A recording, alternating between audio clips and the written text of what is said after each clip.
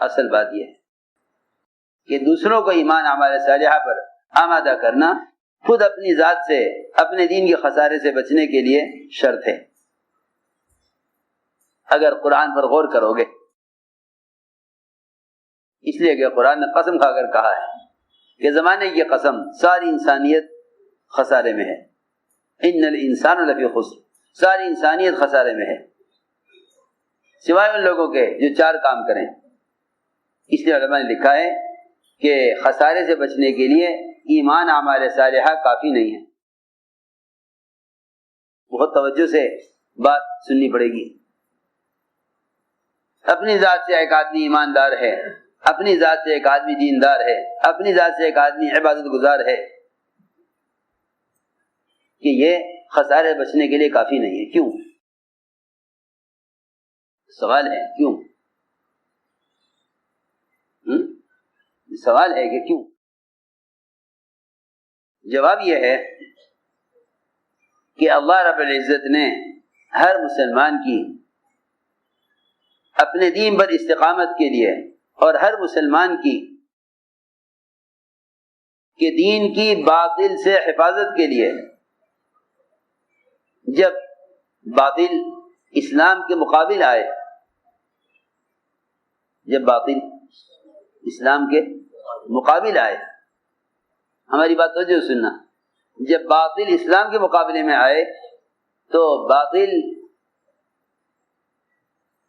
اللہ کی مدد سے کب مغلوب ہوگا؟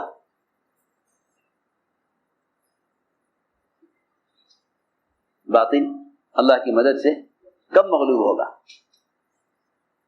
مسلمان کے ساتھ باطل کے خلاف اللہ کی نصرت کب ہوگی؟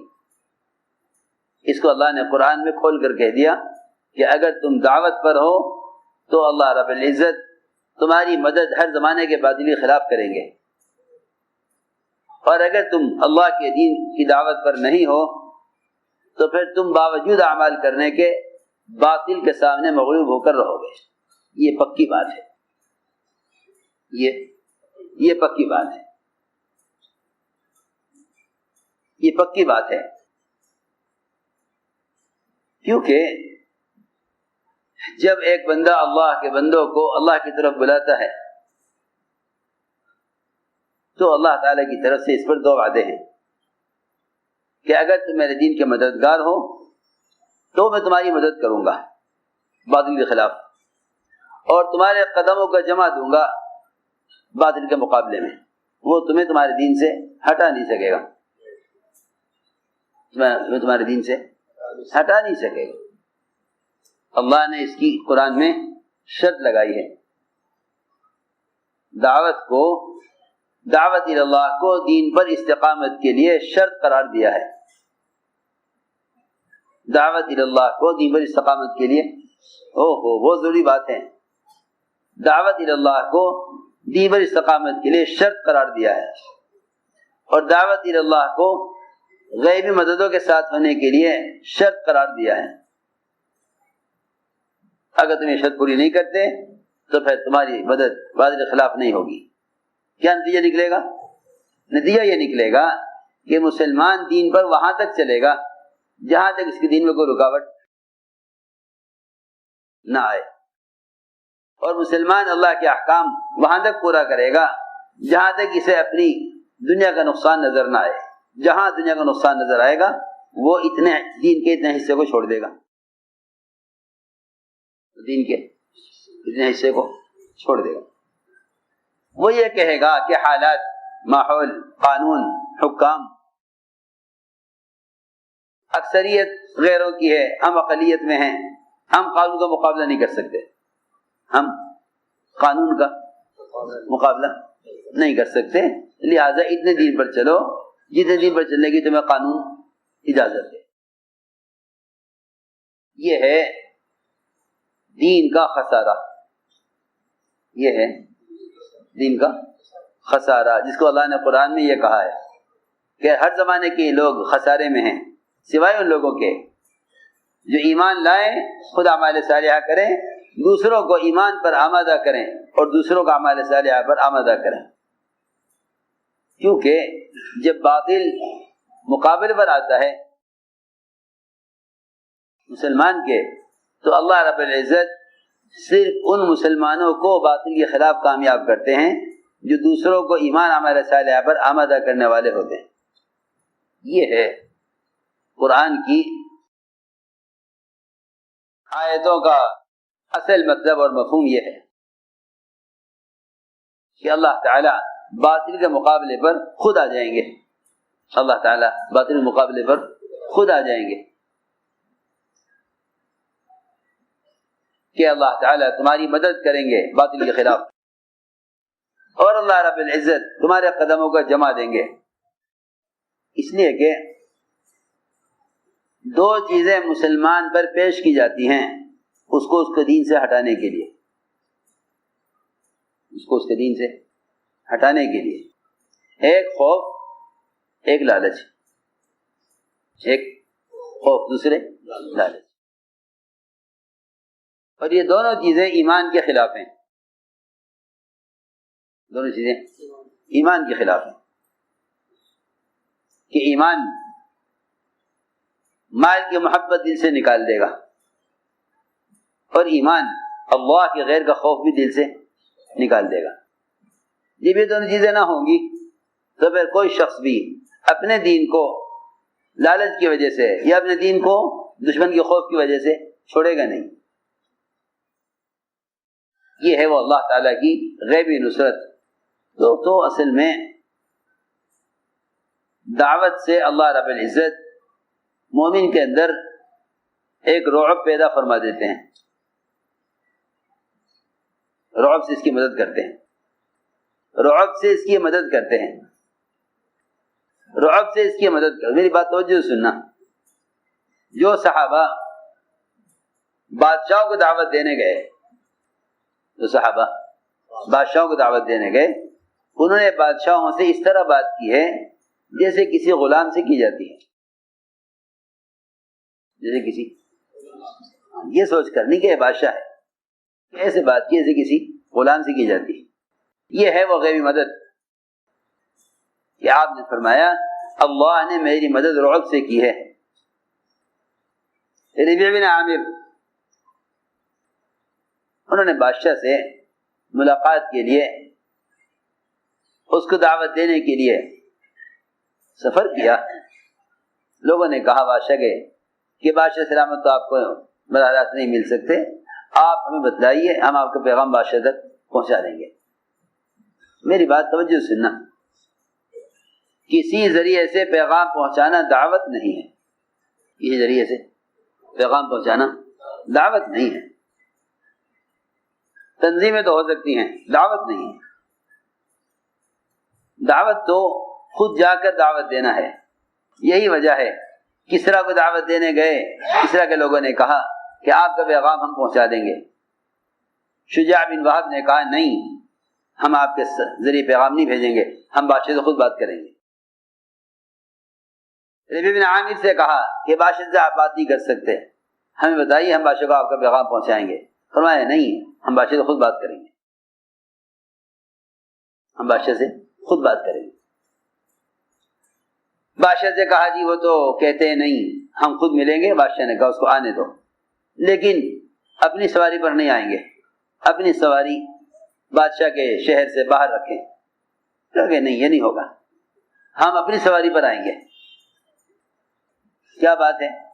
بات یہ ہے کہ اگر ہم تمہارے معاشرے کی وجہ سے، اگر ہم تمہارے معاشرے کی وجہ سے اپنی سواری کو بھی بدل دیں جس سے تمہارے دل میں تاثر پیدا ہو، تو پھر ہماری دعوت بے اثر ہو جائے گی، ہماری دعوت بے اثر ہو جائے گی۔ سننا توجہ سے بات، اس زمانے کے اناڑی مسلمانوں کا خیال یہ ہے کہ تھوڑے سے طریقے غیروں کے اختیار کرو تاکہ وہ تمہیں اپنے جیسا سمجھ کر تم سے ملنا پسند کریں، تم سے ملنا پسند کریں پر ہے۔ اور مسلمان یہ کہے کہ ہم کیا کر سکتے ہیں؟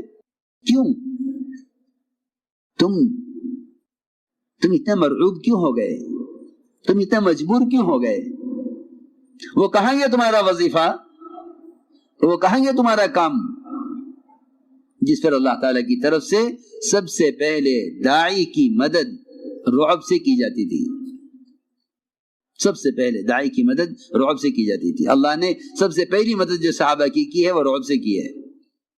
دعوت پر اللہ تعالی کی طرف سے مدد کے اسباب ہیں، مدد کی شکلیں ہیں، مدد کی قسمیں ہیں. اس میں اللہ نے جو سب سے زیادہ مدد کی ہے آپ کی اور آپ کے صحابہ کی، وہ مدد رعب سے کی ہے. وہ مدد رعب سے کی ہے، لیکن اس شرط پر کہ تم دین کے داعی بنو تو میں تمہاری مدد کروں گا، ورنہ نہیں کروں گا. پکی بات ہے. یہ چاہتے ہیں کہ دین کو بیچ میں ڈال کر اپنے کچھ مطالبے پورے کرا لو. وہ کہیں تمہاری ایک بات مان لو، ہم تمہاری دو بات مان لیں گے.